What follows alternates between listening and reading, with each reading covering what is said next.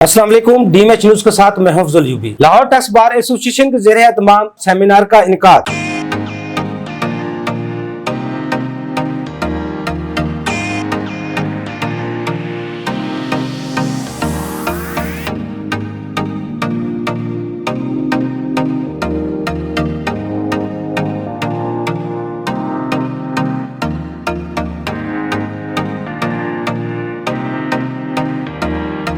आज का जो हमारा लेक्चर है, जैसे आप सब लोग जानते हैं कि एडवांस टैक्स अंडर सेक्शन 149 पे है, जिस पे हमने मुदासिर राना साहब को मदऊ किया है। माशाल्लाह रनर स्पीकर हैं। और सेकंड जो लेक्चर है वो प्रेजेंटेशन है हमारी नदीम भट्ट साहब की है, जिसमें अमेंडमेंट ऑर्डिनेंस में हुई है 2024 की इनकम टैक्स में, उसके ऊपर है। तो प्रोग्राम को आगे बढ़ाते हुए मैं रिक्वेस्ट करूँगा राना आसिफ साहब जो हमारे आज के स्पीकर हैं, सर काइंडली आप स्टेज पे सीफ ले आएंगे, अपनी प्रेजेंटेशन पेश करें। एक हदीस पाक के साथ शुरू करके फिर इंशाल्लाह लेक्चर को शुरू करते हैं। नबी पाक सल्लल्लाहु अलैहि वसल्लम ने फरमाया कि अगर किसी को दो तरह की दौलतें मिल जाती हैं तो वो खुशकिस्मत इंसान है। सहाबा ने पूछा, या रसूल अल्लाह सल्लल्लाहु अलैहि वसल्लम, वो कौन सी दो दौलतें हैं, नेमतें हैं जो किसी को मिलती है वो खुश नसीब हो जाता है? आपने फरमाया कि जिसको ये अल्लाह ताला अता फरमा दे कि वो माफ़ करने की किसी को ताकत मिल जाए, दौलत मिल जाए, कि अगर किसी से गलती हो और वो माफ़ कर दे दूसरे बंदे को, तो ये सबसे बड़ी दौलत है। और दूसरी जो दौलत है वो ये है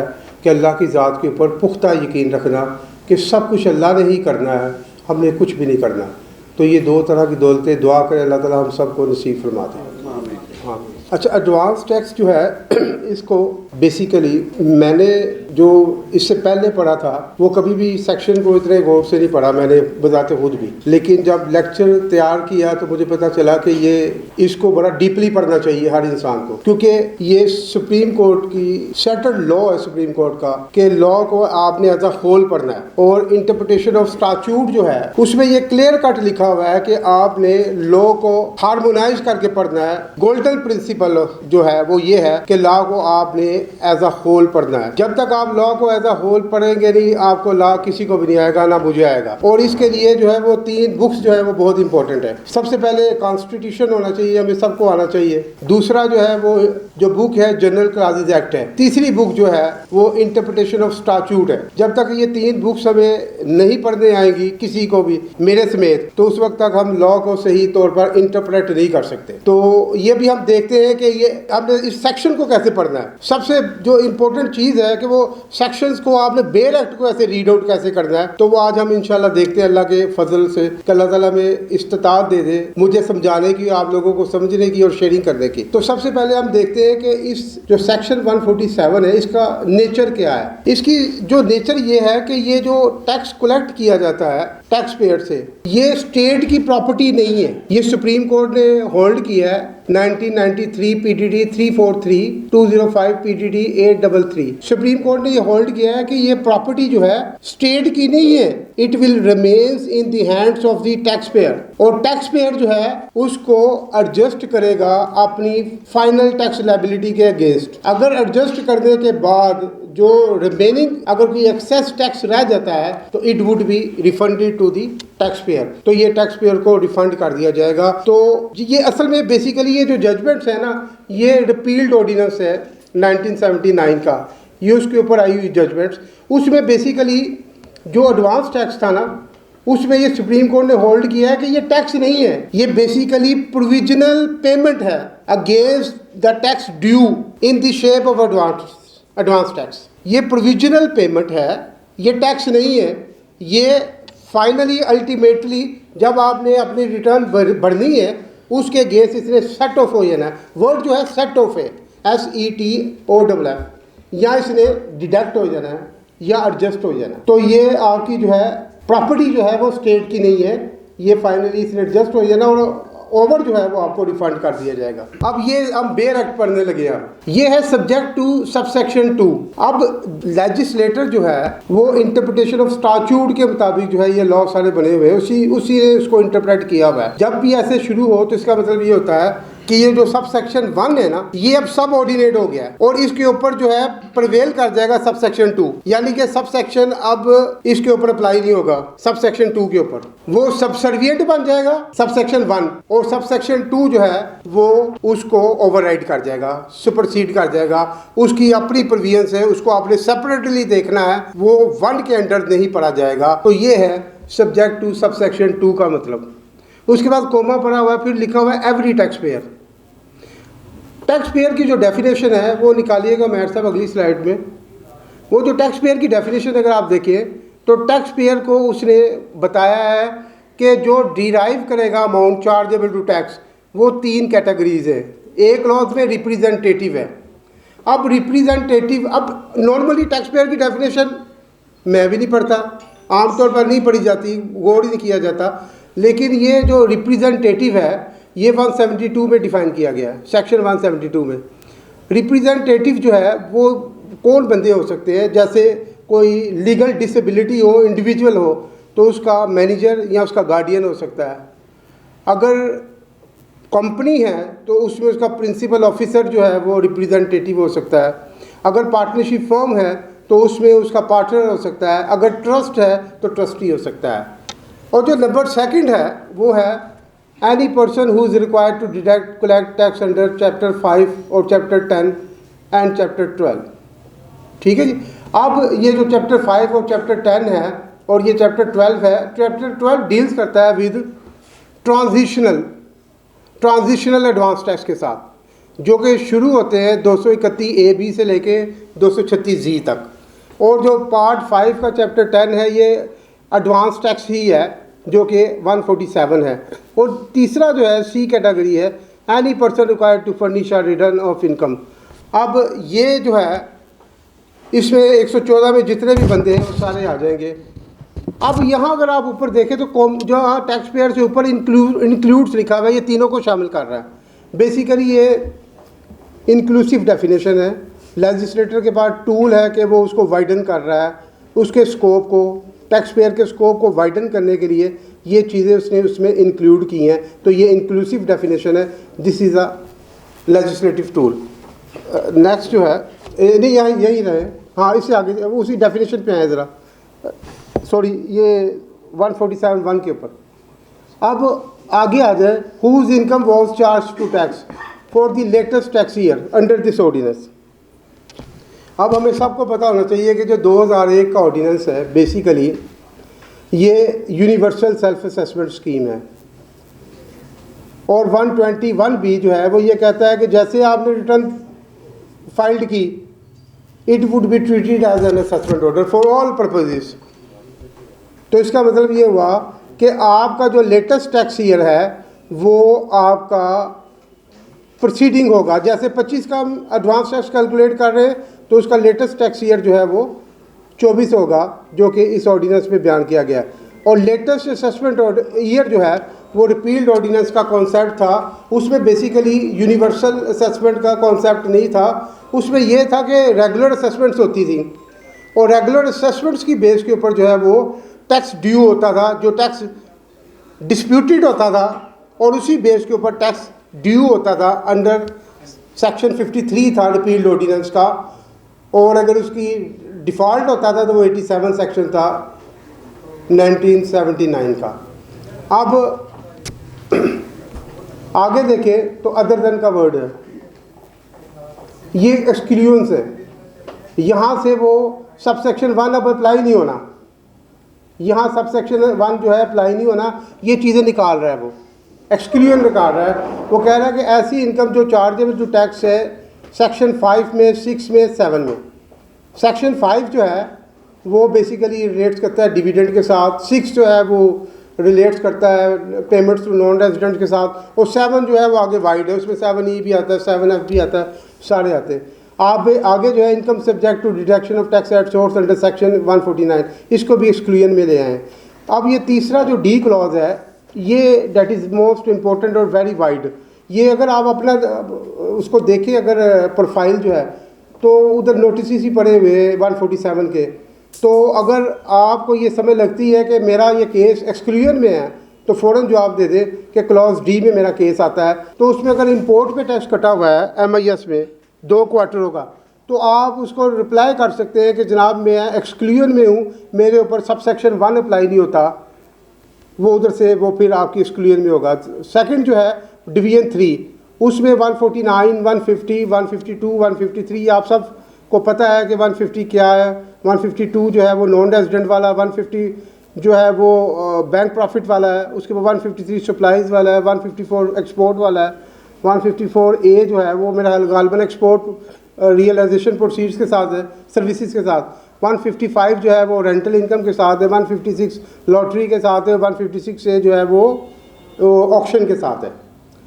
उसके बाद है यहाँ भी अगर आपकी कोई बेसिकली ये इनकम है, यहाँ मैं आपको बताता चलूँ कि ये डिडक्शन और कलेक्शन ये बेसिकली इनकम की डेफिनेशन में 2 उन्नति डेफिनेशन है, उसमें उन्होंने इसको मर्ज कर दिया हुआ है। अब ये बेसिकली आपकी इनकम ही कहलाती है।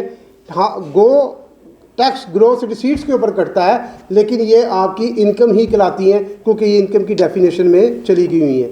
उसके बाद जो है tax collected deducted under chapter 12, ये बेसिकली आपके डील करते हैं ट्रांजिशनल एडवांस टैक्स के साथ।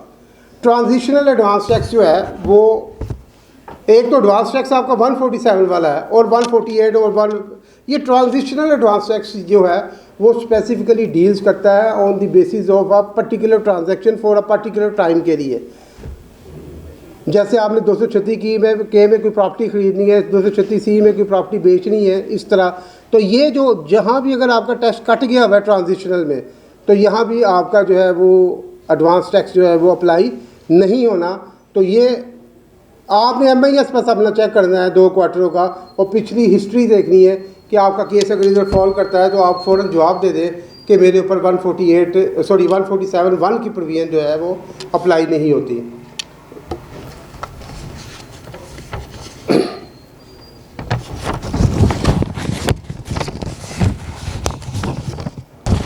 अब स्लाइड नंबर जो है वो टैक्स की डेफिनेशन निकालिएगा ज़रा, स्लाइड नंबर 8। ये लेटेस्ट जजमेंट आई है इस्लामाबाद हाई कोर्ट की। इस्लामाबाद हाई कोर्ट अभी डिस्कस करते हैं अभी later on. Islamabad High Court ने ये कहा है कि जो टैक्स जो है, ये जो एडवांस टैक्स जो है ना, पहले जो जजमेंट थी सुप्रीम कोर्ट की वो रिपील्ड ऑर्डिनेंस में, उन्होंने कहा था ये टैक्स नहीं है, ये प्रोविजनल पेमेंट है और सेट ऑफ होनी है against the liability, final liability जो कि डिटर्मन होनी है। उस वक्त असेसमेंट्स होती थी रेगुलर असेसमेंट्स के ज़रिए, और टैक्स उसके ऊपर जो ड्यू होगा उसके अगेंस्ट उसने सेट ऑफ होना है या एडजस्ट होना है या उसने उसमें से डिडक्ट होना है। लेकिन अब जो इस्लामाबाद हाई कोर्ट की लेटेस्ट जजमेंट आई है रिट पिटीशन में, उन्होंने कहा है कि ये जो एडवांस टैक्स जो है ना वो टैक्स की डेफिनेशन में फॉल करता है। मैंने फिर उसको टैक्स की डेफिनेशन को बड़े गौर से पढ़ने की कोशिश की कि ये कैसे फॉल करता है। तो वो tax means any tax impose under chapter 12, sorry chapter 2, chapter 2 निकालिएगा।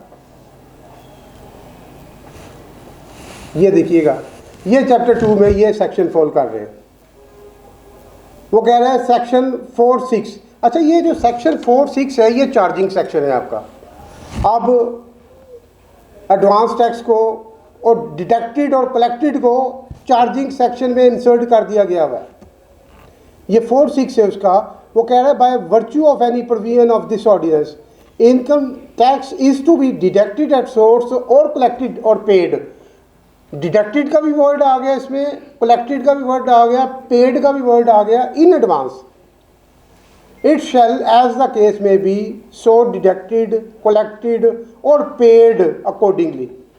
तो इसका मतलब ये हुआ कि ये उसकी जो है चार्जिंग सेक्शन जो है उसमें ये फॉल करती है टैक्स की डेफिनेशन, क्योंकि जो टैक्स में है उन्होंने कहा है कि चैप्टर 2 में जो चीज़ें फॉल करेंगी वो टैक्स की डेफिनेशन में फॉल करेंगी।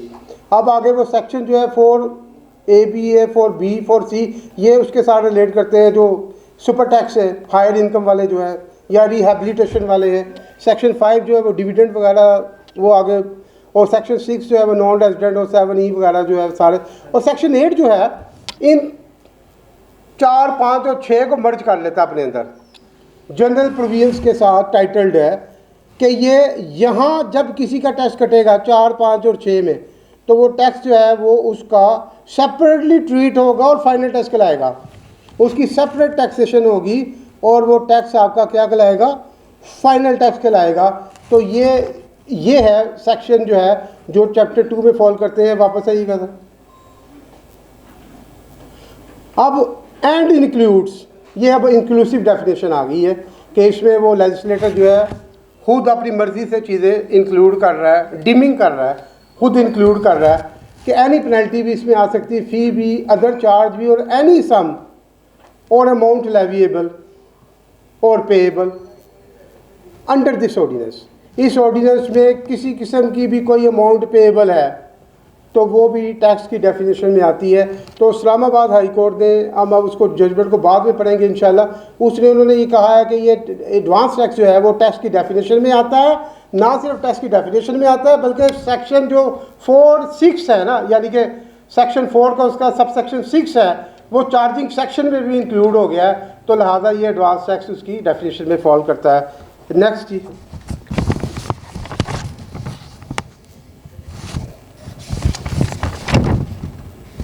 अब सब सेक्शन 2, ये वो थी एक्सेप्शन थी जिसको उसने ओवरराइड किया कि ये सब सेक्शन 1 जो है वो इसके ऊपर अप्लाई नहीं होगा, इसको सेपरेटली आपने पढ़ना है। अब ये क्या कहता है, वो कहता है कि अगर कोई इंडिविजुअल है और उसकी लेटेस्ट असेस्ड टैक्सेबल इनकम जो है, एक्सक्लूडिंग वो जो ऊपर तीनों क्लासेस थी, चैप्टर 2 वाली और चैप्टर 10 वाली, और वो जो 149 और ऊपर जो थी 5, 6, 7 वाला, उसको निकालने के बाद अगर 1 मिलियन से कम है तो फिर आपके ऊपर एडवांस टैक्स नहीं लगना। ये इंडिविजुअल केस में बताया जा रहा है। इंडिविजुअल में अगर 10 लाख से आपकी इनकम जो है वो कम है, असेस्ड इनकम, तो वो आपकी लेटेस्ट असेस्ड इनकम जो है वो 121B का ही ऑर्डर होता है, अनलेस अगर उसमें वो अमेंडमेंट ना हो, फर्दर अमेंडमेंट ना हो, 122 ना लगे। सब सेक्शन 4 जो है, अच्छा, सब सेक्शन 4 जो है वो डील्स करता है AOP के साथ और कंपनी के साथ। यहाँ एक चीज़ नोट कर ले कि यहाँ जो है वहाँ 10 मिलियन 1 मिलियन थी, यहाँ जो है इररिस्पेक्टिव ऑफ एनी इनकम और एनी क्वांटम ऑफ टर्नओवर, यहाँ कोई शर्त नहीं है, इवन द लॉस भी होगा तो फिर भी ये आपको एडवांस टैक्स जो है वो 113 में चला जाएगा, उसके मुताबिक वो आगे पढ़ेंगे, वो भी आएगा आगे। अब ये ज़रा थोड़ा सा इसको अंडरस्टैंड हमने करना है कि ये क्या चीज़ है। सब सेक्शन 4 जो है ये बेसिकली ये एडवांस टैक्स जो है बेसिकली शुरू यहाँ से हो रहा है। वो 1 तो है, इंटैक्ट है, लेकिन यहाँ वो फार्मूला बताएगा कि कैसे आपने उसको कैलकुलेट करना है एडवांस टैक्स को AOP और कंपनी के केस में, क्योंकि ये जो सब सेक्शन 4 है ये बेसिकली डील करता है एस्टीमेट के ऊपर कि आपने अपना एडवांस टैक्स जो है वो एस्टीमेट करना है कि मेरा एडवांस टैक्स कितना बनता है। तो इट मीन्स कि आपने अपना ड्यू टैक्स या जो टैक्स पेएबल है ड्यूरिंग दी रेलिवेंट और करंट टैक्स पीरियड के दौरान आपने खुद डिटरमिन करना है कि मैं एस्टीमेट करता हूँ मेरा एडवांस टैक्स कितना है। तो this is relates with your estimation, कि एस्टीमेशन जो है आपने उसके साथ ये रिलेट्स करता है, आपने खुद कर दी है। जैसे अगर आप इसका फार्मूला देखें A/B/C - D, ए जो होगा वो आपका टर्नओवर होगा टैक्स पेयर का क्वार्टरली, जो फर्स्ट क्वार्टर का टर्नओवर होगा वो उसके साथ रिलेट करता है। बी जो है आपका जो है टैक्स जो असेस्ड हुआ है लेटेस्ट टैक्स ईयर का, और सी जो है वो आपका टर्नओवर है लेटेस्ट टैक्स ईयर का टोटल टर्नओवर, और डी जो है आपको 168 में जो टैक्स क्रेडिट है उसके बारे में बताता है। तो ये मैंने एक इलस्ट्रेशन जो है आगे ज़रा निकालिएगा, ये की है कि हमने ये देखा है कि टर्नओवर फर्स्ट क्वार्टर का अगर हम ये ज्यूम करते हैं, एस्टीमेट करते हैं कि 1 मिलियन है और टैक्स असेस्ड है 50,000 और total turnover latest tax year means 24 का, ये 25 के लिए हम कैलकुलेट कर रहे हैं, 24 का आपने लेना है टैक्स असेस्ड भी, और लेटेस्ट टैक्स ईयर भी आपने जो है वो उसका टर्नओवर जो है वो 24 का लेना है। तो इसको कैलकुलेट करने के बाद हमें पता चला कि इसमें 5,000 रुपया हमारा 168 पे कटा हुआ है। तो ये 5,000 रुपया हमारा फर्स्ट क्वार्टर के लिए हमने निकाला। ये एज्यूमिंग फिगर है फॉर ओनली अंडरस्टैंडिंग के लिए। जरा पीछे जाइएगा जरा दोबारा, यहाँ एक देखिए प्रोवाइजो अटैच है इसके साथ। प्रोवाइजो ये कहती है कि provided that where the tax payer fails to provide turnover or the turnover for the quarter is not known, it shall be taken to be 1/4 of 120% of the turnover of the latest tax year for which a return has been filed। यहाँ वो clear कर बता गया आपको proviso में कि जो आपने रिटर्न फाइल्ड की हुई है पिछले साल की लेटेस्ट टैक्स ईयर की, उसमें अगर आपको टर्नओवर पता नहीं चलता मेरा कितना है क्वार्टर का, एस्टिमेट आप नहीं कर पा रहे, तो फिर वो कह रहा है कि फिर हम आपको बताते हैं लेजिस्लेटर कि आपने फिर उसको कैसे एस्टिमेट करना है कि आपने पिछले साल का जो अगर टर्नओवर जैसे अभी फॉर एग्जांपल 5 मिलियन है, तो आपने 5 मिलियन का आपने 120% ले लेना है। 5 मिलियन का 120% लेके वो आपका जो है वो टोटल टर्नओवर आ जाएगा, ठीक है जी। और उसको जो है आपने क्वार्टरली उसको फिर ले लेना है। नेक्स्ट जी,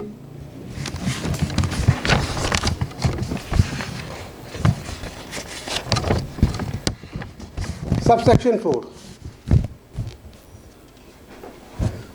सेक्शन जो 4 था ना उसमें तो आपको वो फार्मूला दे दिया उन्होंने, लेकिन 4A में लेजिस्लेटर की इंटेंशन ये है कि अगर आपका रेलिवेंट करंट ईयर 2025 है, अगर आप ये समझते हैं कि मैंने ये फार्मूला जो अप्लाई किया है उस फार्मूले के मुताबिक मेरा टैक्स जो है वो ज़्यादा बनता है, उस फार्मूले में कम बनता है, एक्चुअली आपका ज़्यादा है, तो फिर लेजिस्लेटर ने ये आपको एक तरीकाकार बता दिया है, एक प्रोसीजर बता दिया है कि फिर आपने इस प्रोसीजर को फॉलो करना है, फिर इसके मुताबिक जो है आपने इसको लेके चलना है।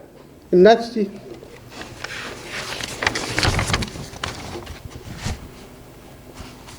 फोर डबल जो है वो ये इसमें ये भी इंटेंशन ये है कि अगर आपके पास कोई लॉस है और अगर कोई अल्टरनेट कॉर्पोरेट टैक्स जो है 113C के साथ डील करता है, 4C हायर इनकम के साथ डील करता है, super tax on higher income के ऊपर, तो आपने इनको भी एडवांस टैक्स कैलकुलेट करते वक्त इनको भी मद्देनज़र रखना है, इनको भी देखना है कि इनमें जो टैक्स की जो सिचुएशन है वो कितनी है, और उसको मद्देनज़र रखते हुए आपने एडवांस टैक्स अपना कैलकुलेट करना है।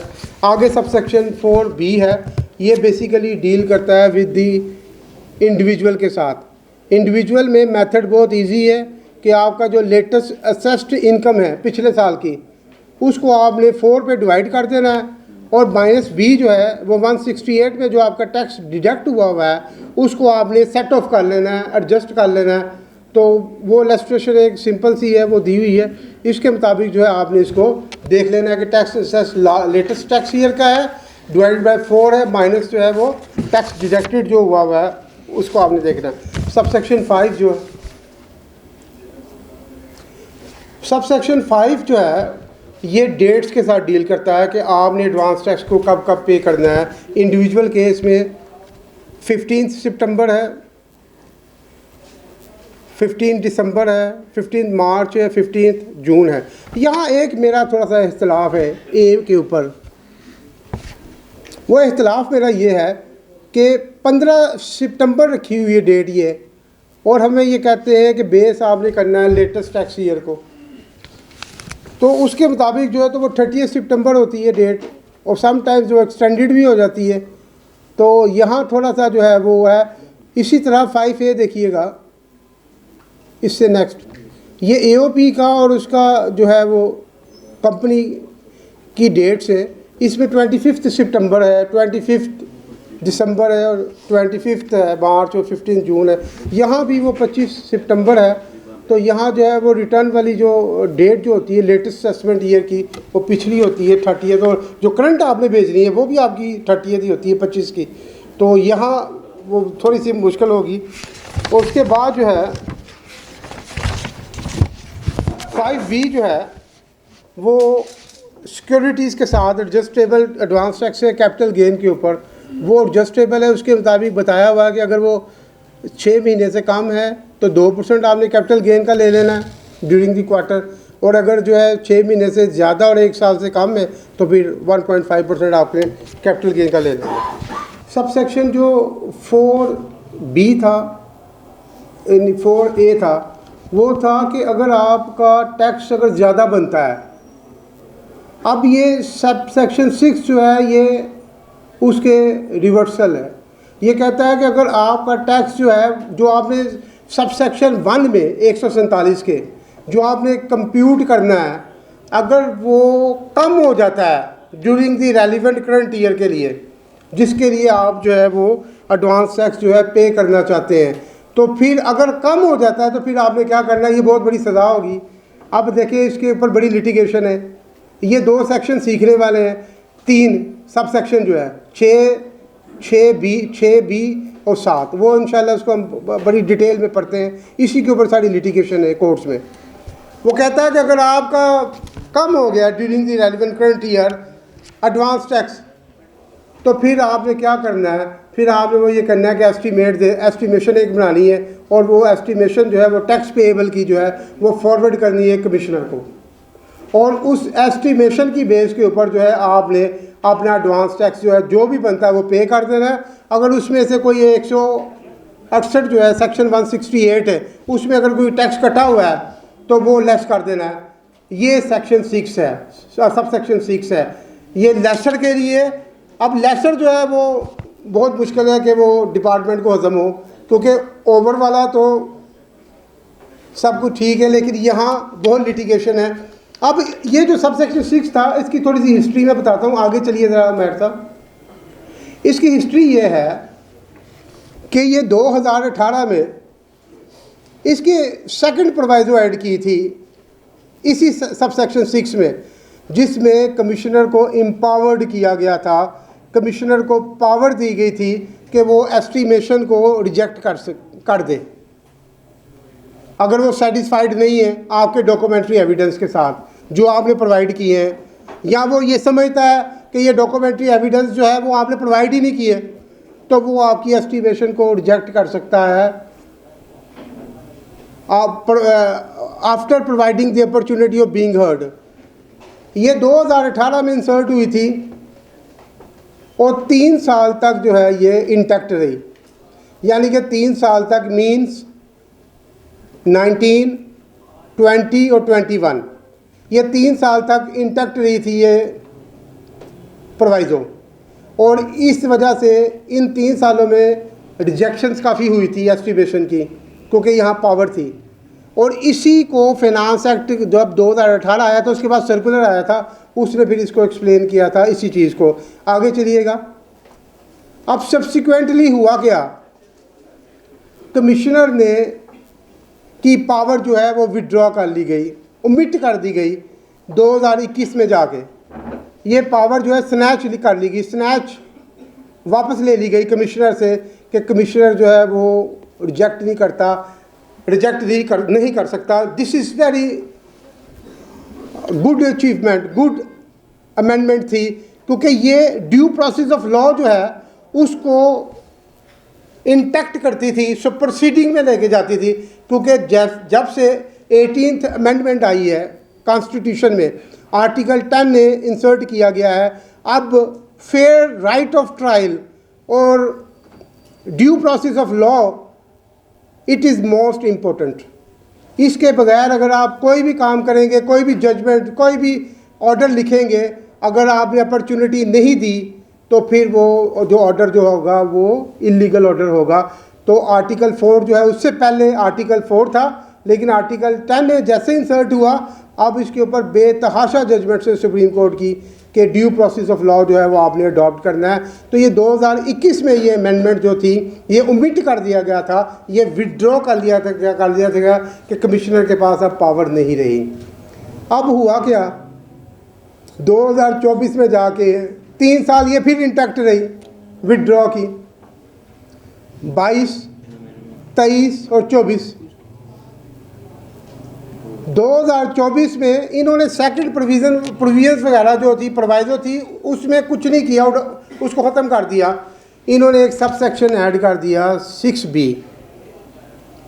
फाइनेंस एक्ट 2024 ने, जिसमें कमिश्नर को दोबारा पावर दे दी गई कि अब वो दोबारा एस्टिमेशंस को जो एडवांस टैक्स की टैक्स पेएबल के ज़िम्मे में आती है उसको वो रिजेक्ट कर सकता है। अभी हम 6B पढ़ते हैं, फिर उसके ऊपर वो डिस्कस करते हैं।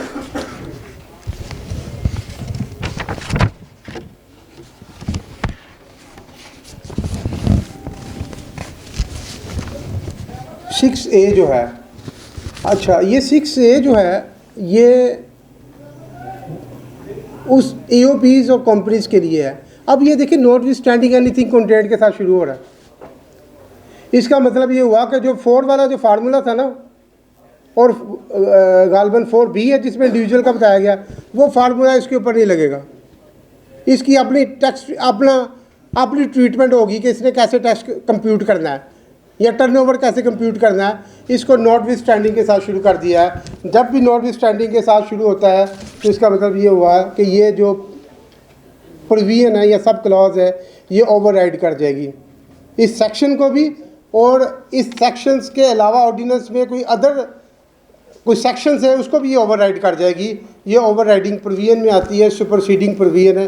तो यहाँ उन्होंने ये बताया है कि अगर AOP और कंपनी का टर्नओवर का पता नहीं है या लास्ट असेस्ड इनकम का पता नहीं है या डिक्लेयर टर्नओवर का नहीं पता, इसका मतलब ये हुआ कि ये नया साल होगा किसी का टर्नओवर कंपनी का, इसका AOP का या उसका कंपनी का न्यूली इनकॉर्पोरेटेड होगी जिसका उसका टर्नओवर का नहीं हमें पता, ना ही असेस्ड इनकम का पता लेटेस्ट का।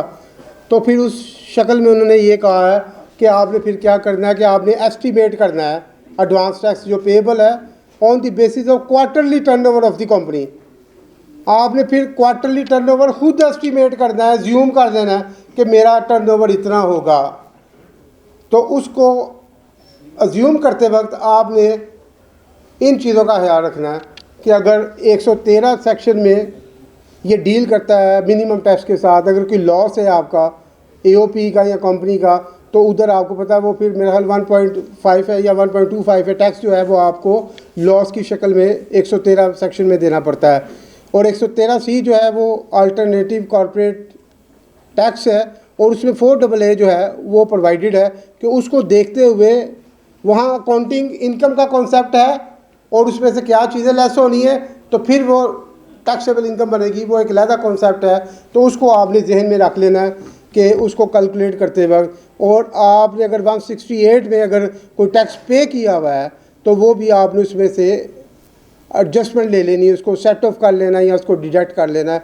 तो ये वो सिनेरियो है जहां आपका या तो न्यूली इस्टेब्लिश कंपनी है, फर्स्ट ईयर है, या फिर लॉस की शक्ल में है कि जहां जो है आपका लास्ट असेस्ड इनकम जो है, हालांकि इनकम की डेफिनेशन में लॉस भी शामिल कर लिया। अगर आप 229 पढ़ें तो इनकम की डेफिनेशन में लॉस भी शामिल है और वो कहते हैं कि अगर लॉस भी है तो वो भी इनकम ही ट्रीट होगी आपकी। ये भी लेजिस्लेटिव टूल है क्योंकि वो डेफिनेशन ही इंक्लूसिव डेफिनेशन है, उसमें लेजिस्लेटर ने अपनी मर्ज़ी से सारी लेजिस्लेशन कर दी है, उसने कोई चीज़ नहीं छोड़ी। डिडक्शन को भी शामिल कर लिया है, कलेक्शन को भी शामिल कर लिया है, इसके अलावा जो लॉसेस को भी शामिल कर लिया है। अब यहाँ दो चीज़ें समझने वाली है, डिडक्शन की और कलेक्शन की। कलेक्शन क्या है और डिडक्शन क्या है? जो कलेक्शन जो है वो बेसिकली जब आपने टैक्स कलेक्ट करना है, जैसे वो इंपोर्ट वाले हैं, कस्टम कलेक्टर है, तो उसने at the stage of import tax collect कर लेना, तो वो कलेक्टर है। इसके अलावा जो डिडक्शन है वो डील्स करती है विद, आपने जब आप किसी का टैक्स डिडक्ट कर लेना है तो वो उसकी डिडक्शन के ज़िम्मे में आएगा। इसके साथ रिलेट करते हैं चैप्टर 12, वो बहुत, उसमें चैप्टर 12 जो है वो ट्रांजिशनल एडवांस टैक्स है, उसमें कलेक्शन भी शामिल है और डिडक्शन भी शामिल है। लेकिन जो चैप्टर जो 2 है, चैप्टर उसकी जो डिवीजन 2 है उसमें सिर्फ कलेक्शन शामिल है और डिवीजन 3 में डिडक्शन शामिल है, लेकिन जो ट्रांजिशनल चैप्टर 12 है उसमें ये दोनों चीज़ें आ जाती हैं, डिडक्शन भी आ जाती है और कलेक्शन भी आ जाती है। इसमें सुप्रीम कोर्ट ने एक जजमेंट है पीटीवी की, उसमें इसको बड़ा एलेबोरेट किया हुआ है कि कलेक्शन क्या है और डिडक्शन क्या है। उसके बाद जो है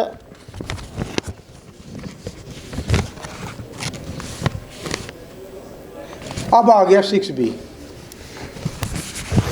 ये 6B का सिनेरियो ये है कि जहां आप ये समझते हैं कि मेरा टर्नओवर जो है वो सब सेक्शन 6 में, या मेरा जो टैक्स पेएबल है वो सब सेक्शन 6 में वो लेसर है। अगर मैं कंप्यूट करूं 147(1) में तो उससे लेसर है। तो फिर आपने क्या करना है, उस शक्ल में आपने जो क्वार्टर्स हैं उसका टर्नओवर आपने कमिश्नर साहब को दे देना है और रिमेनिंग क्वार्टर्स जो बचेंगे उसका भी दे देना है। और उसके साथ आपने क्या करना है कि सपोर्टिंग एविडेंस में आपने एक्सपेंसेस की डिटेल दे देनी है, डिडक्शंस की डिटेल देनी है, जिसने आपकी इनकम को कंप्यूट करना है। और इसके अलावा अगर आपका कोई टैक्स कटा हुआ है टैक्स पेमेंट्स की शक्ल में, और अगर आपका कोई टैक्स क्रेडिट है तो उसको भी आपने कंप्यूटेशन ऑफ टैक्सेबल इनकम में एस्टिमेट करते वक्त उसका भी क्रेडिट ले लेना है। अगर कोई टैक्स क्रेडिट है या कोई टैक्स पेमेंट्स आपने कर दी हुई है तो वो आपने डिडक्शंस और उसका जो है वो एक्सपेंसेस की शीट देनी है, उसको बाकायदा प्रॉफिट एंड लॉस अकाउंट बनाना है, जिससे आपको पता चले कि आपकी इनकम लेसर की हुई है, क्योंकि लेसर इनकम जो है not acceptable at any stage. अब ये प्रोवाइज़ो है, साथ प्रोवाइडेड है, प्रोवाइडेड या प्रोवाइज़ो, इसका मतलब ये है कि यहाँ जो है वो एक्सेप्शंस हैं। अगर कमिश्नर जो है वो सेटिस्फाइड नहीं है, आपने जो डॉक्यूमेंट्री एविडेंस दिए हैं, ही इज़ नॉट सेटिस्फाइड, जो डिटेल्स भेजी हैं वो ये समझता है कि ये ठीक नहीं है और डॉक्यूमेंट्री एविडेंस भी ठीक नहीं है, तो वो रिजेक्ट करेगा after providing an opportunity of being heard.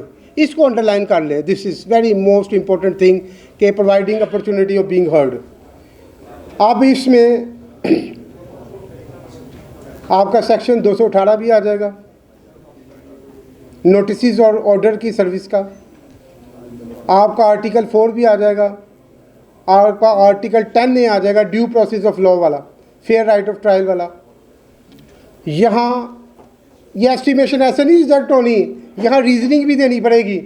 तो जब रीजनिंग का मामला आएगा तो यहाँ सेक्शन 24A आ जाएगा जनरल क्लासेस एक्ट का, कि order must be passed with reasons, and reasons के साथ आपने ऑर्डर पास करना है।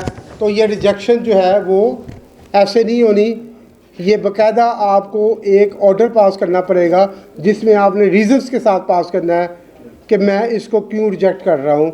और इसके अलावा अपॉर्चुनिटी ऑफ बीइंग हर्ड जो है, इसमें प्रिंसिपल ऑफ नेचुरल जस्टिस बहुत इंपॉर्टेंट है कि nobody should be condemned unheard. किसी को आपने बगैर सुने जो है उसके खिलाफ कोई फ़ैसला नहीं करना। इसके अलावा जो है वो बहुत अहम चीज़ वो ये है कि अपॉर्चुनिटी ऑफ बीइंग हर्ड का मतलब ये नहीं है कि आप नोटिस दे दें और आराम से बैठ जाएं अपने ऑफिस में। अपॉर्चुनिटी ऑफ बीइंग हर्ड का मतलब ये है कि face to face hearing, questioning और आंसरिंग। आपने किसी अथॉरिटी के पास जाना है और उसके पास आपको अपॉर्चुनिटी मिलनी है, आपने अपनी सबमिशंस देनी है, अपनी रिप्लाईज देनी है। ये अपॉर्चुनिटी ऑफ बीइंग हर्ड का मतलब है।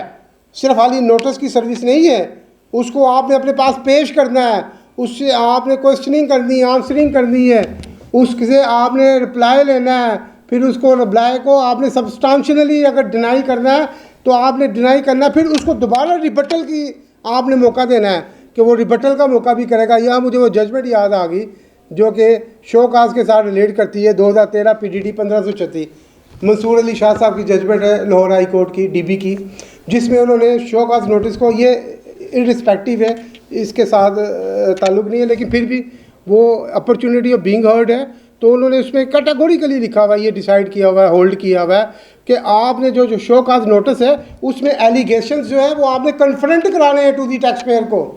विद कॉरोबोरेटेड एविडेंस के साथ, विद कंक्रीट क्रेडिबल इंफॉर्मेशन के साथ कि मैं ये आपके खिलाफ फैसला करने जा रहा हूँ, आई हैव दिस इंफॉर्मेशन। तो अगर आपने ऐसा नहीं किया तो वो जजमेंट में ये कहा गया है, और बाद में सब्सिक्वेंटली सुप्रीम कोर्ट ने भी इस जजमेंट को फॉलो किया, उसको इंडोर्स किया कि अगर आपने ऐसा नहीं किया तो फिर इसका मतलब ये होगा कि जनाब आपने अंधेरे में, ब्लाइंडनेस में, डार्कनेस में उसको आपने टैक्स चार्ज कर दिया है, which is against the intention of the legislator as well as to the theme और scope of the fiscal statutes. अब ये 6B के ऊपर जो है अभी ये लेटेस्ट जजमेंट आई है इस्लामाबाद लाहौर हाई कोर्ट की। इसमें ये 3 तरह की रीट पटिशन्स थी। पहली रीट पटिशन नंबर 181 है जो इसमें फाइल्ड हुई थी। इसमें हुआ क्या, मुख्तसर सा बताता हूँ। अगली जो जजमेंट है वो बड़ी ज़बरदस्त है SNGPL की। यहाँ मैं मुख्तसर सा बताता हूँ कि यहाँ उन्होंने रिकवरी शुरू कर दी without issuing of notice. Advance tax determine कर लिया 147(7), वो भी अभी पढ़ते हैं वो क्या चीज़ है। 147(7) में उन्होंने रिकवरी ऑर्डर पास नहीं किया। 147(7) को वो कहते हैं कि ये डीम्ड ऑर्डर है, ये ऑर्डर ही समझा जाएगा कि ये सस्पेंड ऑर्डर हो गया है। तो 137 का नोटिस जो है वो दिए बगैर, 137 आपको पता है डिमांड नोटिस वाला नोटिस है कि आपको वो नोटिस इशू करेगा कि आपके खिलाफ फैसला हो गया और आपने 30 डेज़ के अंदर अंदर ये पे करने हैं पैसे from the date of service of notice. और 138 दिए किए बगैर 140 का नोटिस दे दिया बैंक को और बैंक से पैसे लेके निकल गया। तो फिर इसमें ये भी था, एक तो पैसे लेके और दूसरा ये था कि वो जो रिफ़ंड था ना वो टैक्स पेयर का उल्टा ड्यू था महकमे की तरफ।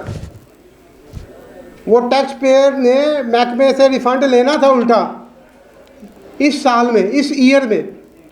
तो कोर्ट ने फिर ये डायरेक्शन दी इसमें कि आप सबसे पहले तो इसका रिफ़ंड डिटरमिन करें ना 170 में 60 डेज़ के अंदर अंदर, और रिफ़ंड इशू करें। और साथ अगर कोई डिले आपने रिफ़ंड में इशू करने में कोई डिले की है तो साथ डिले का जो कंपनसेशन होता है वो भी टैक्स पेयर को दे। 171 में वो कंपनसेशन होता है अगर महकमा डिले करता है रिफ़ंड को लेट करने में। तो ये 180 इस रिट में 181 में ये डिसाइड हुआ था कि ये जो है वो नोटिस जो है वो इलीगल है और ये रिकवरी जो है वो वापस की जाए, क्योंकि ये रिफ़ंड उल्टा ड्यू है, उसको पहले आप असेस करें और उसके मुताबिक जो है अगर डिले रिफ़ंड है उसको दें। नीचे जो है रिट पिटिशन नंबर 4558, इसमें ये होल्ड हुआ है। अच्छा, यहाँ टैक्स पेयर बेनिफिट ले गया है। यहाँ वो ओमिशन थी ना, आपको पता है 2021 में ये ओमिट हो गई थी, जो क्लास थी ना वो रिजेक्शन वाली, एस्टिमेशन वाली, वो 2021 में अभी हमने पढ़ा ओमिट हो गई थी। यहाँ वो बेनिफिट ले गया। उसने कहा जनाब यहाँ तो 2023 में इसके पास पावर ही नहीं थी एस्टिमेशन को रिजेक्ट करने की। तो यहाँ फिर इस्लामाबाद हाई कोर्ट ने होल्ड किया कि यहाँ इसके पास पावर नहीं थी, क्योंकि स्टैट्यूटरी पावर नहीं थी, लिहाजा ये बी रिट जो है वो टैक्स पेयर की अलाउड होगी और 2023 में जो टैक्स था वो ख़त्म हो गया। आगे आ गया 4497। इसमें ये होल्ड हुआ है कि आपने, इसमें ये हुआ था बेसिकली कि रीअसेसमेंट ऑर्डर पास किया गया था और रीअसेसमेंट ऑर्डर जो है वो चैलेंज हुआ था अपील में CIR कमिश्नर के पास। CIR अपील ने उसको अनल्ड कर दिया। अब इन्होंने क्या किया कि वो जो डिमांड उस रीअसेसमेंट ऑर्डर में हुई थी उसी को पकड़ लिया, उसी को बेस बना के एडवांस टैक्स कैलकुलेट कर लिया, कंप्यूट कर लिया। तो फिर ये इस्लामाबाद हाई कोर्ट ने डायरेक्शन दी थी कि ये जो 121B है, अगर वो ये इन फील्ड में है वो ख़त्म हो गया, वनल्ड हो गया, अब इसके मुताबिक आप कंप्यूट करें उसकी एडवांस टैक्स की जो लायबिलिटी है, जो टैक्स पेबल है 121B के मुताबिक कंप्यूट करें। अब इसी जजमेंट में ये भी होल्ड हुआ है, इसी जजमेंट में इस्लामाबाद हाई कोर्ट की, क्या सेक्शन 127 में ये अपीलेबल है? अगर 147 में कोई ऑर्डर कर देते हैं, 147(7) में भी पढ़ते हैं हम, 147(7) क्या बला है, वही तो सबसे बड़ी बला है। वो ये क्या है, ये चीज़ है कि अगर ये क्या अपीलेबल ऑर्डर है, तो ये जजमेंट जो है ये 79 की है, पाक सऊदी फर्टिलाइज़र्स की। इसमें ये होल्ड हुआ था कि अगर 147 और रेड विद सेक्शन 205 जो होता है डिफ़ॉल्ट से चार्ज का, अगर इसमें ऑर्डर हुआ है तो ये अपीलेबल है। नेक्स्ट कीजिएगा अगर ये उसके बाद फिर ये लेटेस्ट जजमेंट आई 2020 में लाहौर हाई कोर्ट की PGD 1001। इसमें ये होल्ड हुआ है कि रिजेक्शन जो है अगर करनी है तो विद रीजनिंग के साथ करनी है। This is very vital judgment. अगर आपने रिजेक्शन करनी है तो विद रीजनिंग के साथ करनी है। इसका मतलब ये होगा कि स्पीकिंग ऑर्डर पास करना पड़ेगा आपको। जहाँ भी रीजनिंग का वर्ड आता है उसका मतलब ये होता है कि स्पीकिंग ऑर्डर पास करना पड़ेगा under section 24A General Clauses Act के मुताबिक आपको स्पीकिंग ऑर्डर पास करना पड़ेगा और that will form part of an order. ये जो रिजेक्शन है ये ऑर्डर की शक्ल में होनी चाहिए। ये रिजेक्शन जो है ये ऑर्डर की शक्ल में होनी चाहिए, ऑर्डर पास होना चाहिए और then this order would become appealable. जब ये लाहौर हाई कोर्ट की जजमेंट इस्लामाबाद हाई कोर्ट ने अपनी जजमेंट में कोर्ट की, फिर उन्होंने नीचे ये लिखा कि हम एग्री हैं। इस्लामाबाद हाई कोर्ट कहते हैं कि मैं इस जजमेंट के साथ एग्रीड हूँ और ये जो 147(6) में रिजेक्शन है वो अपीलेबल है। वो Islamabad High court in the fourth interpretation agrees with such interpretation of second proviso 147C read with section 127 is appealable. I am agreed. उसके बाद नेक्स्ट जो है ये फिर मैंने खुद देखा कि ये देखिए मुझे भी तो पढ़ना चाहिए ना। जजमेंट तो जज साहब ने लिखी थी, ठीक है, तो मैंने फिर इसको भी पढ़ा कि मैंने कहा यार ये वाकई जज अपीलेबल है कि नहीं है। तो मैंने जब देखा तो वो सारे सेक्शन जो है वो लिखे हुए हैं 147 मिस है। तो फिर नीचे जो हाईलाइटेड एरिया है, हाईलाइटेड ये ग्रीन एरिया है, यहाँ अगर आप गौर से पढ़ें और an order having the effect of enhancing the assessment or reducing a refund or otherwise increasing the liability of the person may prefer an appeal to the commissioner appeal। तो 147 subsection 7 में आपकी लाइबिलिटी तो वो increase कर रहा है, तो इसका मतलब ये है कि अगर जिक्र नहीं भी है तो इसकी मदद से आपका ऑर्डर जो है 147 का वो अपीलेबल है, क्योंकि यहाँ आपकी टैक्स लाइबिलिटी इंक्रीज़ हो रही है और उल्टा हो क्या रहा है, आपका रिफ़ंड जो है वो रिड्यूस हो रहा है। आपका रिफ़ंड रिड्यूस हो रहा है और आपकी टैक्स लाइबिलिटी इंक्रीज़ हो रही है, तो इस वजह से आपका ऑर्डर जो है ये 127(1) में अपीलेबल है। उसके बाद नेक्स्ट चीज़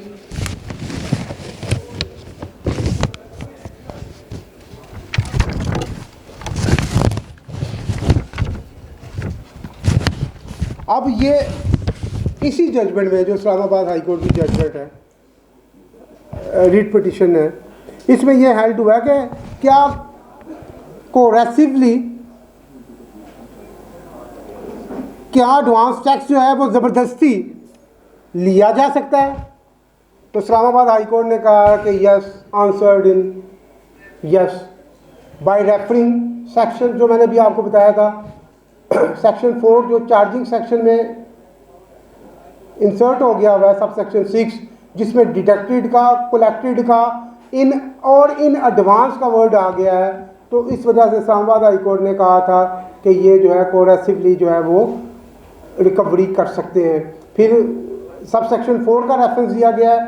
सब सेक्शन 4 में आपको पता है वो फार्मूला था, और 4A में अगर आपका इन्हेंस होती है लायबिलिटी उस फार्मूले से, तो फिर आपने उसका वो जो सेकंड क्वार्टर में 50% पे करना। फिर 4B जो है उसका इंडिविजुअल का, 6A जो है रिजेक्शन वाला है, आपका अगर लेसर हो जाती है, और 147(7) अभी आ रहा है। उसके बाद फिनांस एक्ट 2018 ने ये भी उन्होंने रेफ़र किया है कि सेक्शन 137 सब सेक्शन 2 में उन्होंने ये कैटेगोरिकली मेंशन कर दिया लेजिस्लेटर ने कि इसका डिफ़ॉल्ट की डेट कौन सी होगी। 147(7) के ऑर्डर के अगेंस्ट डिफ़ॉल्ट कब से शुरू होगा। तो उन्होंने कहा है कि जो सब सेक्शन 5 में जो डेट्स दी हुई थी, आपको याद होगा 15 इंडिविजुअल के केस में 15 थी और जो दूसरा था उसमें 25 थी, तो ये उसकी फर्स्ट प्रोवाइजो है और ये 5B में जो है वो 21 डेज जो है वो लिखा हुआ है। अब लेकिन ये भी नीचे लिख दिया है कि no recovery can be made without issuing notice under section 137, 138 के बगैर इशूइंग किए बगैर आप रिकवरी नहीं कर सकते। अब नेक्स्ट जी, ये सब सेक्शन 6 जो है ये रिसेंटली इंसर्ट हुआ है फाइनेंस एक्ट 2024 में।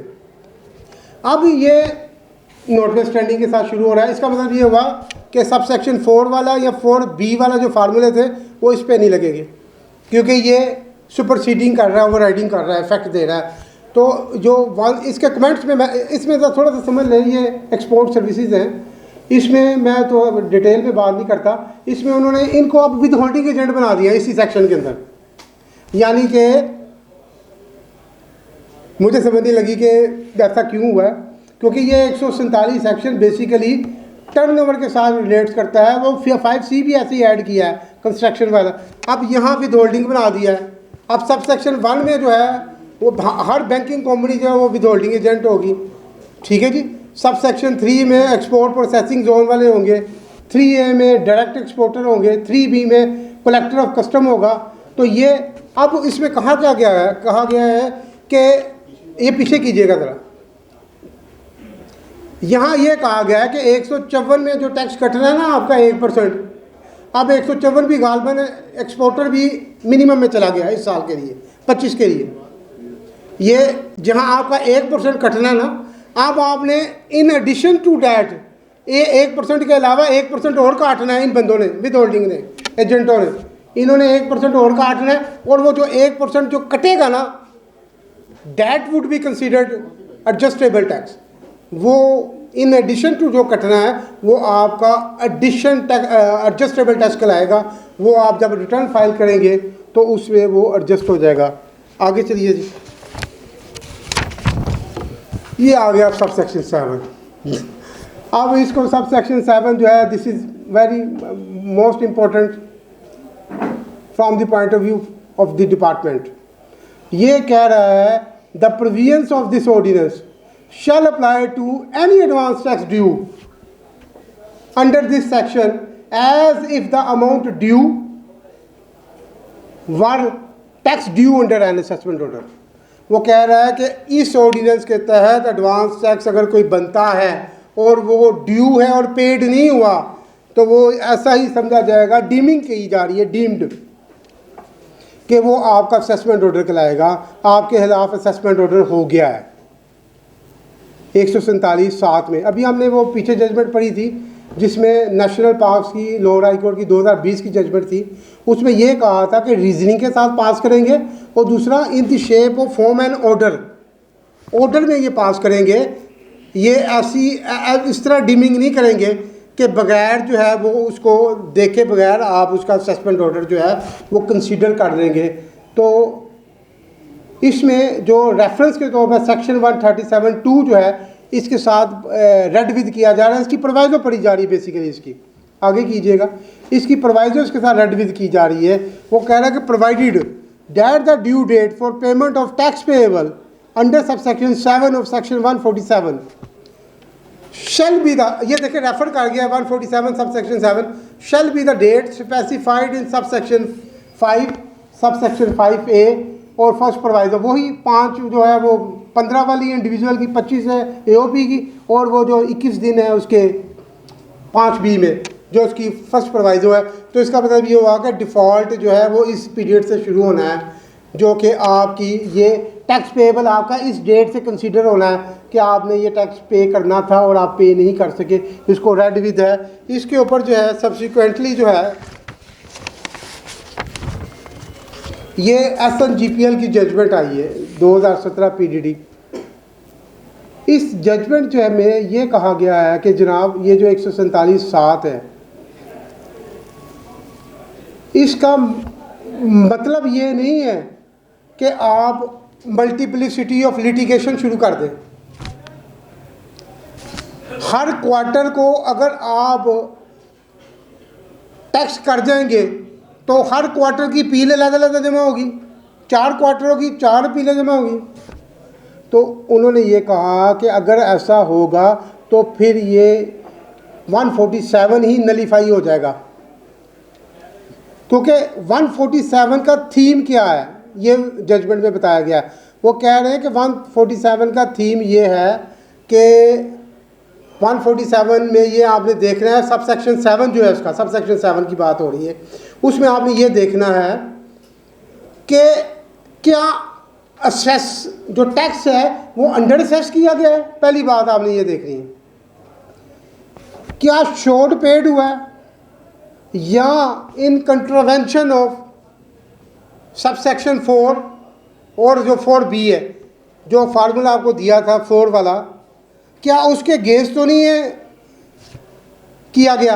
अगर ऐसा किया गया है तो फिर जो है इसको इंटैक्ट किया जाएगा, इसको देखा जाएगा। अदरवाइज जो है जैसे ही टैक्स पेयर, वो बताया है कि जैसे ही टैक्स पेयर, असेसमेंट का वर्ड यूज़ हुआ है, तो जजमेंट ये कह रही है कि the key word are assessment order है, की वर्ड आर असेसमेंट ऑर्डर है, which stage arise only after the return of income has been filed by the tax payer. जैसे ही रिटर्न फाइल करता है 120(1)(b) में वो डीम्ड ऑर्डर बन जाता है। अगर वो कहते हैं कि अगर महकमा सेटिस्फाइड नहीं है तो मोर इम्पोर्टेंटली वो क्या करे, उसकी अमेंडमेंट कर ले। अमेंडमेंट करे 122 में तो उसमें जो टैक्स ड्यू होता है उसको बेस बना ले फिर। तो इस जजमेंट में ये कहा गया है कि ये ऐसे नहीं, आपने 147(7) जो है, ये सब सेक्शन 7 जो है वो नोटिस के लिए नहीं बनाया गया कि आप ये डीमिंग कर लें कि इसका टैक्स ड्यू है और आप नोटिस इशू कर दें और नोटिस इशू कर दें और रिकवरी करनी शुरू कर दें। उन्होंने कहा इसका ये पर्पज़ नहीं है। अगर ये पर्पज़ होगा तो ये 147 ही वो सेक्शन जो है वो रिडंडेंट हो जाएगा, उसकी वैल्यू नहीं रहेगी, सुपरफ्लूस हो जाएगा, उसकी वैल्यूलेस हो जाएगी और उसके स्कोप से बाहर हो जाएगा, नलीफाई हो जाएगा 147। बेसिकली इस जजमेंट में हुआ ये था, इस जजमेंट में ये हुआ था कि टैक्स पेयर जो है उसका रिफ़ंड था अपना, उसने रिटर्न फाइल जब की तो उस रिफ़ंड को ही एडजस्ट करता रहा अपने टैक्स पेएबल के अगेंस्ट। तो महकमे ने उस रिफ़ंड को कंसीडर किए बगैर कि रिफ़ंड उसने क्लेम्ड किया है और जस्ट किया है, उसने उसको नोटिस इशू कर दिए कि आपने 147 जो है सब सेक्शन 7 को सही वो टैक्स पेड नहीं किया, तो लिहाजा अब आपके खिलाफ ये डीम्ड ऑर्डर बन गया है, आपके खिलाफ रिकवरी जो है वो इनिशिएट क्यों ना कर दी जाए। तो फिर ये ऑनरेबल लाहौर हाई कोर्ट ने ये कहा था कि आप ऐसे रिकवरी नहीं कर सकते क्योंकि सब सेक्शन 7 जो है वो कोई नोटिस के लिए नहीं बना और ना ही नोटिस जो है वो ब्लाइंडली आप इशू कर सकते हैं। अगर आपने ये सब कुछ देखना है तो फिर एक बात इससे पहले बताई थी इसी जजमेंट में कि आपने उसका जो टैक्स पेएबल बनता है उसको आपने उसको स्क्रूटनाइज करना है, उसको वेरीफाई करना है कि क्या उसने वो अपनी रिटर्न जो भेजी है, जो फाइनल टैक्स लायबिलिटी है, उसके अगेंस्ट जो सेट ऑफ किया है, एडजस्ट किया है या डिडक्ट किया है वो क्या है। अगर वो उससे ज़्यादा बनता है तो उसको रिफ़ंड करे, अगर उससे कम बनता है तो फिर क्वेश्चनिंग करे। तो अदरवाइज़ बगैर ऐसे देखे और डीमिंग ऑर्डर की मौजूदगी में 120(1)(b) की मौजूदगी में आप उसको नोटिस कैसे इशू कर सकते हैं। तो ये जजमेंट जो है वो बहुत इंपॉर्टेंट है, इसको ज़रा देख लीजिएगा, पढ़ लीजिएगा, क्योंकि इसमें जो है वो ये आगे 7A है, इसमें वो बोर्ड के पास वो जो है वो रूल मेकिंग की पावर है, उसके ज़रिए इंस्ट्रक्शन हुई है कि बोर्ड प्रेस्क्राइब करेगा फर्निशिंग ऑफ एस्टीमेट का, कैलकुलेशन का tax payable under this section through iris के ज़रिए जो लोग रिटर्न्स भरते हैं उनको पता होगा कि आइरस में जो है वो एक फार्मूला वो एडवांस टैक्स का, मेरा ख्याल है गालबन मैं तो नहीं पढ़ता है, जहाँ जो बैठे होंगे उन्हें पता होगा कि वो मेरा ख्याल ऑटोमेटेड सिस्टम जो है वो फार्मूला दे देता है उसको एडवांस टैक्स की कैलकुलेशन का। तो नेक्स्ट जो है वो सब सेक्शन 8 ये कह रहा है कि जनाब a tax payer who has paid advance tax under this section for a tax year shall be allowed a tax credit. अगर कोई एडवांस टैक्स वो पेड कर रहा है, shall be allowed tax credit for the tax in computing the tax due by the taxpayer on the taxable income of the taxpayer for that year। तो उसको जो tax credit होगा वो उसको अलाउड किया जाएगा उसको एडवांस टैक्स, वो तो आपको पता है कि वो जो जितने भी टैक्स क्रेडिट है 168 में लिखे हुए हैं, या जो टैक्स क्रेडिट है वो 61 में भी लिखे हुए हैं। सेक्शन 61 से ओवर 62, 63, 64, 65 है, 5A में B भी, C भी, D भी जाता है आगे। उसके बाद ये जो कॉन्सेप्ट है टैक्स क्रेडिट का, ये ऑर्डिनेंस में डिफाइंड नहीं है। खाली टैक्स क्रेडिट के तरीके बताए हुए हैं 61 से लेके 62 में, लेकिन टैक्स क्रेडिट की डेफिनेशन नहीं है। तो ये सुप्रीम कोर्ट ने इस कॉन्सेप्ट को एलेबोरेट किया है कि ये कैसे आप टैक्स क्रेडिट को समझेंगे, ये क्या चीज़ है। तो सुप्रीम कोर्ट ने ये कहा कि जो टैक्स क्रेडिट है ये आपने इसकी एडजस्टमेंट लेनी है अगेंस्ट योर टैक्स पेएबल के, not against your gross income के। ग्रॉस इनकम में से नहीं लेस करना, जो आपकी टैक्स लायबिलिटी होगी या जो टैक्स पेएबल होगा उसके अगेंस्ट इसको आपने सेट ऑफ करना है, डिडक्ट करना है या एडजस्ट करना है, ये उसके अगेंस्ट करना है, अदरवाइज आपने इसको नहीं करना। तो ये टैक्स क्रेडिट का जो ग्रॉस इनकम में से लेस नहीं करना, टैक्स पेएबल के अगेंस्ट इसने सेट ऑफ होना है। ये उसका कॉन्सेप्ट है, इसको भी देख लीजिएगा। उसके बाद सब सेक्शन 9 है, A tax credit allowed for advance tax paid under this section shall be applied in accordance with subsection 3 of section 4। अब ये देखें, यही लॉ को एज अ होल पढ़ना है। मैंने आगे भी कहा था कि लॉ को जब भी आपने पढ़ना है एज अ होल पढ़ना है। अब आपने सबसेक्शन 3 और 4 का देखना, वो नीचे मैंने बताया कमेंट्स में। तो ये उन्होंने टैक्स क्रेडिट जो अगर आपने अलाउड करना है टैक्स एडवांस टैक्स के अगेंस्ट एडजस्टमेंट के लिए, तो आपने फिर वो जब उसकी कंपटीशन करनी है टैक्सेबल इनकम की, तो आपने फिर उसका सीक्वेंस लेना है जो चार्जिंग सेक्शन में लिखा हुआ है। चार्जिंग सेक्शन में ये लिखा हुआ है कि where a taxpayer is allowed, ये सब सेक्शन 3 पढ़ रहा हूँ मैं सेक्शन 4 का। Where a taxpayer is allowed more than 1 tax credit for a tax year. अगर एक टैक्स पेयर को टैक्स क्रेडिट ज़्यादा उसके पास अवेलेबल है एक टैक्स ईयर में, ये टैक्स ईयर भी थोड़ा सा समझ लीजिएगा, वो तो एक्सप्लेन हुआ है, लेकिन tax year means for only that particular tax year, क्योंकि ये सुप्रीम कोर्ट ने होल्ड कर दिया हुआ है कि हर साल जो होता है वो इंडिपेंडेंट ईयर होता है और उसकी जो टैक्स कैलकुलेशन होती है वो उसी साल के लॉ के मुताबिक होती है जो प्रिवेल कर रहा है, जो मौजूद है, उसी के मुताबिक आपने उसका टैक्स कैलकुलेट करना है। अगर वो ओमिशन में चला गया या ओमिट हो गया है तो फिर उसको आपने फॉलो नहीं करना, जो उस साल में लॉ प्रिवेल कर रहा है। अब मुझे वो जजमेंट या मेरी भी अभी पेंडिंग पड़ा हुआ हो रहा है हाई कोर्ट में केस, रिट मेरी पेंडिंग पड़ी हुई है, वो 105 क्लास के ऊपर वो मिट हो गई थी, वो भी इसी शक्ल में है कि हर साल की अपनी इंडिपेंडेंट हिस्ट्री होती है, उसी साल में जो लॉ मौजूद होगा वही लगेगा।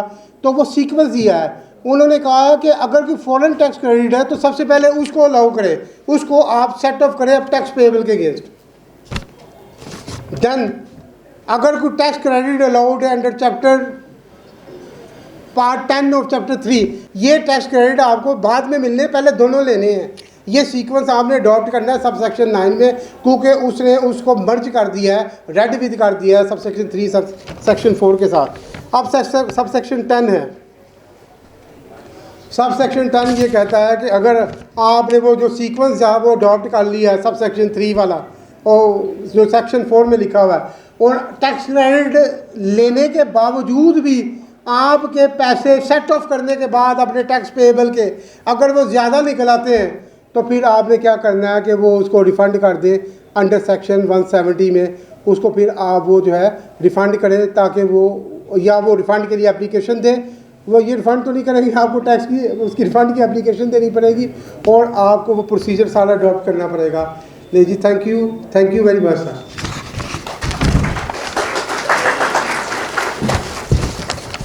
बहुत शुक्रिया sir, thank you very much Rana Asif sahab, thank you very much for a wonderful presentation. Seminar को आगे बढ़ाते हुए जो हमारी सेकंड प्रेजेंटेशन है इसमें नदीम भट्ट साहब की, जो हमारा सेकंड टॉपिक है इनकम टैक्स अमेंडमेंट ऑर्डिनेंस 2024 में जो आई है उसके ऊपर, तो मैं रिक्वेस्ट करूँगा नदीम भट्ट साहब से, कहेंगे सर आप स्टेज पर जीत रहे हैं प्रेजेंटेशन पेश करें। बिस्मिल्लाहिर्रहमानिर्रहीम। माशाल्लाह राना साहब ने काफ़ी मेहनत की है जी।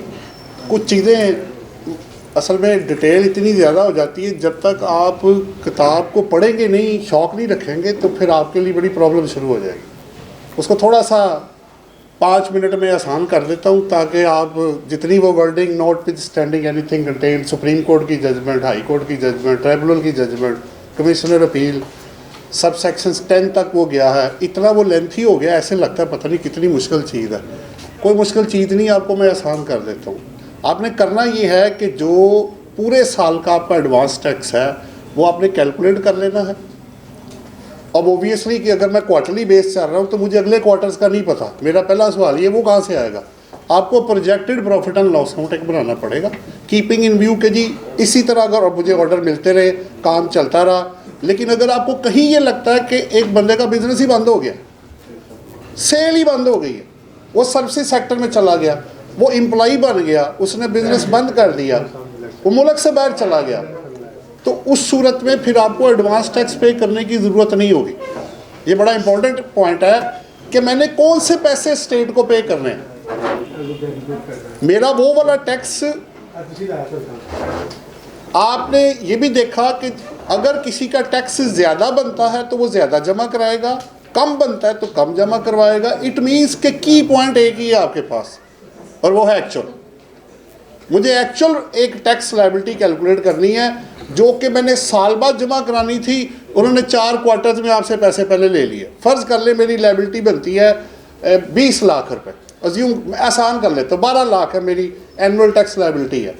तो अगर मैं एवरेज करूं तो 1 लाख रुपया पर मंथ मेरा आ रहा है, कीपिंग इन व्यू के सेल का लेवल वही चल रहा है। तो आपने 3 लाख रुपए लायबिलिटी कैलकुलेट कर ली एक क्वार्टर की, उसके अगेंस्ट जो कटा होगा वो आप माइनस कर देंगे। अगर नहीं कटा हुआ ओबियसली, या रिफंड नहीं है, एडजस्टमेंट नहीं है, तो वो पैसे आपको जमा कराने पड़ जाएंगे। और अगर आप जमा नहीं करवाएंगे तो ओबियसली फिर उसका इम्पैक्ट डिफ़ॉल्ट सरचार्ज और पेनल्टी की शक्ल में भी आएगा, जो ओबियसली क्योंकि चीज़ बहुत ज़्यादा वाइड थी तो उन्होंने आपको 1-2 पॉइंट बीच में से जो इस वजह से स्किप हुए कि ये खुद इटसेल्फ इतना बड़ा सेक्शन है कि इसको पढ़ने के लिए भी आपको अच्छा खासा टाइम चाहिए होगा। सो अगर मैं पे नहीं करता तो क्या होगा? 205 सेक्शन में जी आपके पास 12% डिफ़ॉल्ट सरचार्ज है। अगर मैं फिर भी नहीं जमा कराता तो फिर पेनल्टी है 182 सेक्शन में, फिर भी जमा नहीं कराता तो 191 से ऑनवर्ड जो सेक्शन है प्रोसिक्यूशन भी अवेलेबल है। एक बात तो ये थी। सो किस पे लगेगा? और एक्सक्लूजन बड़ी इंपॉर्टेंट है। तनख्वाहदार तबका है, फाइनल डिस्चार्ज वाले हैं, उनको देने की इसलिए ज़रूरत नहीं क्योंकि ऑलरेडी कट गया होता है। तो जिस पे एप्लीकेबल होगा वो 4 किस्तों में, चाहे वो कंपनी है, AOP या इंडिविजुअल है, वो इसको जमा कराएगा। आपको ऑनलाइन नोटिस आ भी रहे हैं, क्योंकि नोटिस अब आपको पता है मैनुअल का कॉन्सेप्ट तो ज़रा कम ही है, लेकिन दोनों तरफ होने चाहिए। तो आप अपना पोर्टल ज़रा चेक कर लें, उसमें लोगों को 147 के, या आप देख लेना, अब दिसंबर है तो आपका ये आज जनवरी शुरू हुआ है, तो अब दिसंबर का वो ड्यू हुआ है, ज़ाहिर बात है। तो पहला आपका वो 15 सितंबर था, फिर वो 15 दिसंबर आया, कंपनी और AOP के लिए 25 दिसंबर था। तो 2 क्वार्टर उनके ड्यू हो चुके हुए, तीसरा अब जाके मार्च में होगा। तो उसको ज़रा चेक एंड बैलेंस में रखें अपने क्लाइंट को कि भाई अपने जो एडवांस टैक्स लायबिलिटी है उसको आप डिस्चार्ज करें। और अल्टीमेटली ज़ाहिर बात है आपका टैक्स है, विद द रिटर्न आपको बाद में क्रेडिट इसका मिल जाएगा। अच्छा, अब इसमें शायद एक और चीज़ भी है कि अगर आप, अब सवाल ये कि मैं 1-1 रुपया आपको पूरा जमा कराऊं कि कोई मार्जिन भी है, क्योंकि एस्टिमेशन है ना। तो पहले 20% का मार्जिन होता था, अब 10% है। अगर मेरी लायबिलिटी 12 लाख बनती है तो मैं 12 लाख का 90% तक भी जमा करा दूंगा ना, तो आपको डिफ़ॉल्ट सरचार्ज नहीं पड़ेगा। ये 10% का मार्जिन उन्होंने रखा हुआ है। 205 सेक्शन जाके ज़रा देख लीजिएगा। इसके अलावा बाकी तो चीज़ें माशाल्लाह बहुत अच्छी थी। तो कम ज़्यादा वाला भी हो गया। डेट्स इसलिए किसी ने बाद में शायद कोई सवाल भी करे, हम भी लोग सवाल ये करते थे कि 15 सितंबर को पूरे क्वार्टर की लायबिलिटी कैसे डिस्चार्ज होगी? अगले 15 दिन तो अभी आए नहीं अंदर। तो क्वार्टर उन्होंने कहा जी आप एस्टिमेशन बेस पे कैलकुलेशन कर लें, उसके मुताबिक जो आप पे करेंगे तो ऑटोमेटिकली वो आपकी लायबिलिटी को पेड ही हम उसको कंसिडर कर लेंगे। अगर आपको बहुत एक्यूरेसी चाहिए तो 15 दिन वो ले लें और अगले 15 दिन का एस्टिमेशन करके पूरे क्वार्टर की आप टर्नओवर डाल सकते हैं, क्योंकि प्रोजेक्शन आपके पास अवेलेबल है। बाकी जो फर्स्ट ईयर ऑपरेशन है, ये भी एक सवाल आ गया कि पहला साल है, पीछे तो है ही कुछ नहीं, अब क्या करना है?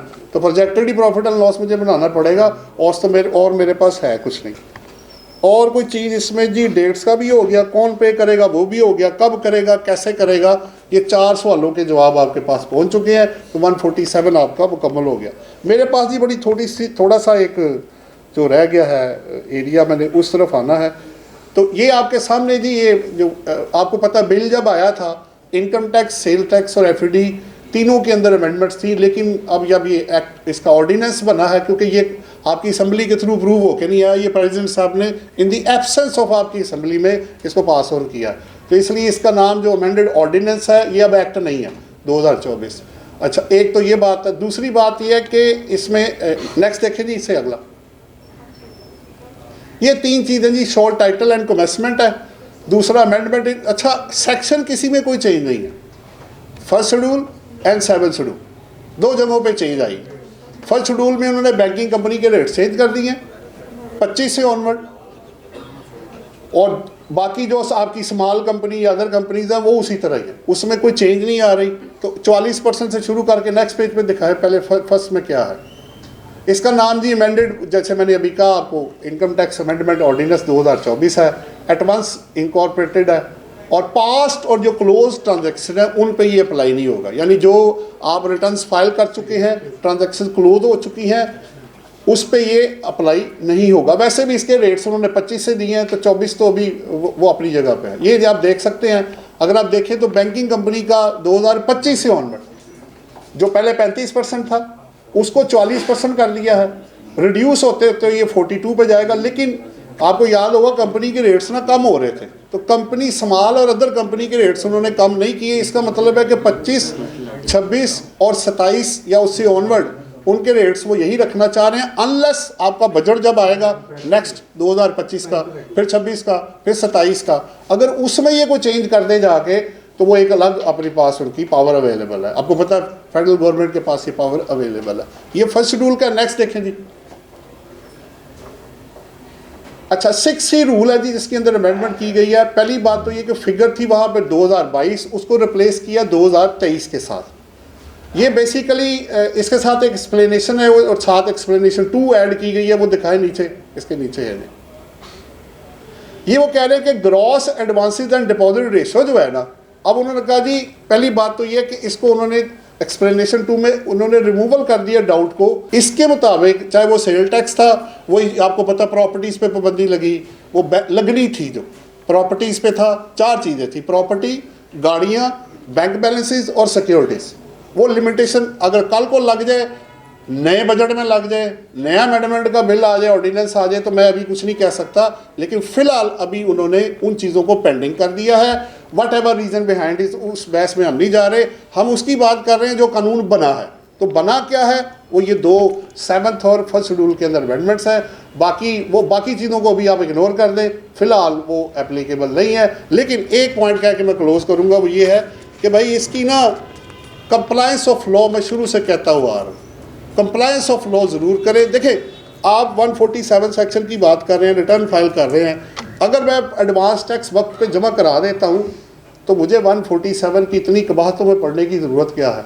फिर मैं अपील में धक्के भी 1-2 केसेस में हुआ भी है, उन्होंने एडवांस टैक्स गलत कैलकुलेट किया है, राइट ऑफ अपील आपके पास है, आप जा सकते हैं। तो बेहतर यह है कि आप वक्त पे लाइबिलिटी डिस्चार्ज करें, ताकि बजाय ये कि आप मोर कॉम्प्लिकेशन, फिर वो माने ना माने, फिर वापस भेजे, फिर सेटिसाइड होगा, फिर आप फीसें जमा कराएंगे, अपील फ़ी अपनी फ़ीस अलग, डॉक्यूमेंटेशन अलग, एक अजीब सी एक क्या कहते हैं, आप अपने आप को एक मुश्किल में डाल देंगे। तो आसानी पैदा करें अपने लिए भी, ठीक है, आप अपनी फ़ीस ज़रूर तय कर लें क्लाइंट से, आसानी ज़रूर पैदा करें, लेकिन स्कोप ऑफ वर्क तय करके कि भाई ये काम होगा तो आप सब लोगों के लिए और टैक्स पे आप दूसरों के लिए आसानी पैदा करेंगे, रिज़्क भी मिलेगा, नेकी भी मिलेगी, और अल्लाह आपको और ज़्यादा पैसा भी देगा। बहुत शुक्रिया जी, थैंक यू वेरी मच। बहुत शुक्रिया sir, thank you very much. Keynote speaker Nadeem Bhatt साहब, FCA chairman, LTPA tax academy. Now I would like to invite our guest of honor, Mohammad Rehan Sarwar Mia Sahab, former Vice President, Lahore Tax Bar Association. Sir, please come on dais and say a few words. Bismillahirrahmanirrahim. Assalamu alaikum. Respected Mr. Shahbaz Sadiq, President, Lahore Tax Bar Association, Mr. Naib Akhtar Ansari, General Secretary, Lahore Tax Bar Association, Muhammad Hassan Yusuf, Finance Secretary, Ahmed Razak, Joint Secretary, Lahore Tax Bar Association, learned speakers, Mr. Muhammad Asif Rana, Chairman of Taxation Law Education Committee, and Mr. Nadeem Bhatt, FCA Chairman of LTPA Tax Academy, Mr. Kamruzzaman Chaudhry Sahab, former President Lahore Tax Bar Association and former General Secretary, Pakistan Tax Bar Association, Senior Vice President, Pakistan Tax Bar Association, Mr. Farooq Majid, and Mr. Tahir Bashir, Vice President, Pakistan Tax Bar Association, esteemed members of the bar, and dear colleagues, Assalamu alaikum. I am honored to join you today at this insightful seminar. Section 147 of the Income Tax Ordinance 2001 and the Income Tax Amendment Ordinance 2024 are critical topics that shape tax compliance and governance. This firm, under the leadership of Mr. Shehbaz Siddique and Mr. Unib Akhtar Ansari, reflects Lahore Tax Bar Association's commitment to professional growth. The esteemed speakers, Mr. Muhammad Asif Rana and Mr. Nadeem Bhatt Saab, bring valuable insights, and the presence of Mr. Kamruzzaman, former President, Lahore Tax Bar Association, adds great depth to this discussion. Together we can explore solutions that balance fairness and compliance in taxation. Thank you for this opportunity to address such a distinguished gathering. Thank you very much.